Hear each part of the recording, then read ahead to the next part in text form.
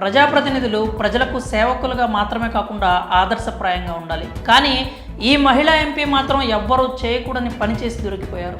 ఆరోపణలు కాస్త నిజం కావడంతో తప్పును ఒప్పుకోవడం మాత్రమే కాకుండా తన పదవికి రాజీనామా కూడా చేశారు. అయితే అందుకు తగిన కారణాలు, అసలు అలా ఎందుకు చేయాల్సి వచ్చిందో మనం ఇప్పుడు చూద్దాం.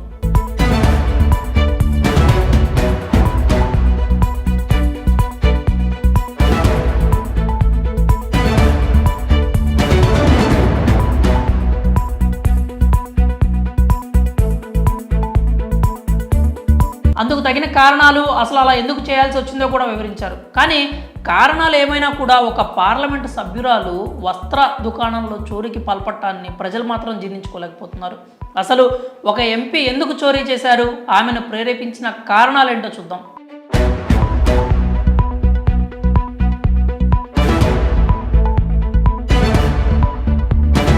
దొంగతనం ఆరోపణలతో పదవికి రాజీనామా చేసిన మహిళా ఎంపీ పేరు గోల్రీజ్. ఆమె ఐక్యరాజ్యసమితి మానవ హక్కుల మాజీ న్యాయవాది కూడా. న్యూజిలాండ్ ప్రభుత్వంలో న్యాయశాఖ పోర్ట్ఫోలియోను నిర్వహించారు. అంతేకాకుండా న్యూజిలాండ్ పార్లమెంట్లో పోర్ట్ఫోలియో అందుకున్న తొలి శరణార్థిగా కూడా గోల్రీజ్ 2017లో చరిత్ర సృష్టించారు.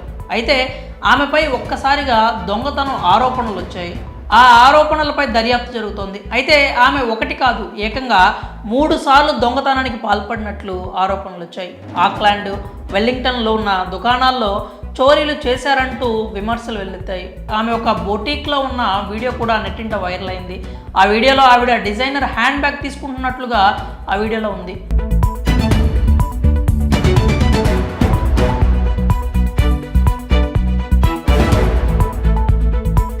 అలాంటి దొంగతనం ఆరోపణల నేపథ్యంలో తన పదవికి ఎంపీ గోల్రీజ్ రాజీనామా కూడా చేశారు. ఆ సందర్భంలో పలు కీలక వ్యాఖ్యలు చేశారు. పని ఒత్తిడి తనతో అలాంటి పని చేయించిందని వాపోయారు. అంటే దాదాపు ఆమె తన నేరాన్ని అంగీకరించారు.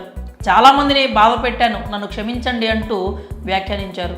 ఎన్నిక కాబడిన ప్రజాప్రతినిధుల నుంచి ప్రజలు ఆశించే స్థాయిలో నా చర్యలు లేవు. ఈ విషయంలో నేను ఎలాంటి సాకులు చెప్పాలనుకోవట్లేదు. అసలు ఈ ప్రవర్తన ఏంటో నేను వివరించలేను. హెల్త్ చెకప్స్ తర్వాత నా పరిస్థితి బాగోలేదని అర్థమైంది. ఇలాంటి ప్రవర్తన ఏమాత్రం సమర్థించదగినది కాదు. ఈ బిహేవియర్ ట్రామా, విపరీతమైన ఒత్తిడి కారణంగా జరిగినట్లు వైద్యులు తెలియజేశారు అంటూ గోల్రీజ్ వ్యాఖ్యానించారు.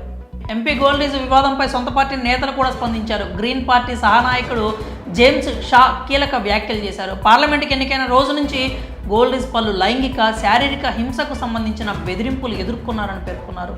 చాలా సభ్యులు ఎదుర్కొన్న ఒత్తిడి కంటే కూడా గోల్రీజ్ ఎక్కువగానే ఒత్తిడిని అనుభవించారని తెలియజేశారు. అలాంటి పరిస్థితుల్లో ఇలాంటి ప్రవర్తనే వస్తుందని వ్యాఖ్యానించారు. కొన్ని సోషల్ మీడియా బెదిరింపుల దృష్ట్యా ఆవిడ బయట మాత్రమే కాకుండా పార్లమెంటులో కూడా వ్యక్తిగత భద్రతా సిబ్బందిని నియమించుకునే పరిస్థితులు వచ్చాయని సొంత పార్టీ నేతలు అభిప్రాయపడ్డారు. గోల్రీజ్ రాజీనామా సబబే అంటూనే సొంత పార్టీ నేతలు ఆమెకు తమ మద్దతును తెలియజేశారు. గోల్రీజ్ న్యూజిలాండ్కు వచ్చిన ఒక ఇరాన్ శరణార్థి కుటుంబానికి చెందిన మహిళ. మరి న్యూజిలాండ్ మహిళా ఎంపీపై వచ్చిన ఆరోపణలు, ఆవిడ రాజీనామా చేయడంపై మీరేమనుకుంటున్నారో మీ అభిప్రాయాలను కామెంట్స్ రూపంలో తెలియజేయండి.